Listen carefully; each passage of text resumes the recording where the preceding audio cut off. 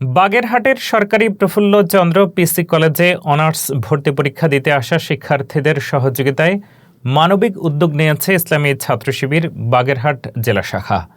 শনিবার ৩১ মে সকাল থেকে কলেজ ক্যাম্পাসে স্থাপন করা হয়েছে ছাত্র শিবিরের ৩টি এবং বাংলাদেশ ইসলামী ছাত্রী সংস্থার একটি হেল্প ডেস্ক।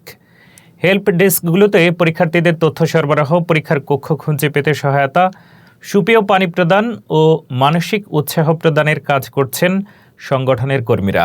এতে শিক্ষার্থীরা যেমন উপকৃত হচ্ছেন, তেমনি অভিভাবকরাও পাচ্ছেন স্বস্তি।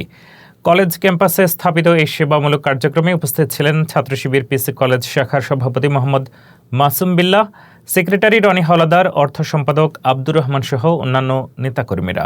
ছাত্রী সংস্থার পক্ষে দায়িত্বে ছিলেন শাখা ইনচার্জ সুমাইয়া ইয়াসমিন মুমু ও ফাতেমা আক্তার মিম সহ আরও অনেকে।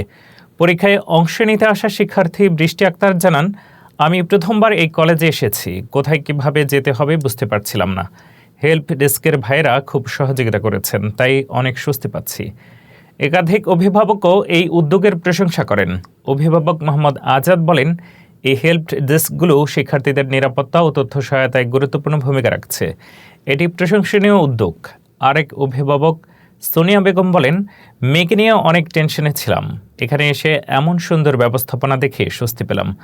ছাত্র শিবির নেতা মোহাম্মদ মাসুম বিল্লাহ বলেন, ভর্তি পরীক্ষার্থীরা যেন কোনো ধরনের দুর্ভোগে না পড়ে, সে লক্ষ্যে আমরা এই সেবা চালু করেছি। ভবিষ্যতেও শিক্ষার্থীদের পাশে থাকার এই প্রয়াস অব্যাহত থাকবে। এই উদ্যোগ শুধু পরীক্ষার্থীদের উপকারেই আসেনি, বরং তরুণ প্রজন্মের মধ্যে স্বেচ্ছাসেবামূলক কাজের অনুপ্রেরণাও জুগিয়েছে।